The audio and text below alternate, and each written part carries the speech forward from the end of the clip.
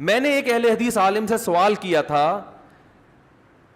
کہ یہ جو 99% لوگ جو حنفی، مالکی، شافعی، حنبلی ہیں وہ متشدد اہل حدیث تھے، یعنی بلکہ میں یہ نہیں کہتا وہ متشدد اہل حدیث تھے، بلکہ میرا یہ سوال ان اہل حدیث پہ جو متشدد ہوتے ہیں، یوں کر لیتے ہیں اس کو ہم. میں نے کہا کہ یہ جو 99% لوگ ہیں حنفی، شافعی، مالکی، حنبلی جو پوری دنیا میں، یہ کیا بے وقوف ہیں؟ سوال میرا یہ تھا. ان کے چینل پہ جو جواب آیا ہے نا، اتنا لمبا جواب، بھائی ٹو دا پوائنٹ بات کرو. وہ جواب یہ آیا کہ امام ابو حنیفہ 80 ہجری میں پیدا ہوئے تھے.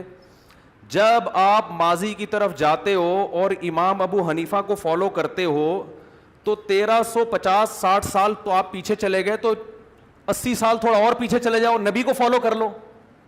بات آ رہی ہے سمجھ میں؟ پھر انہوں نے ایک مثال دی ہے کہ جیسے ہم مکہ جاتے ہیں حج کرنے کے لیے، مدینہ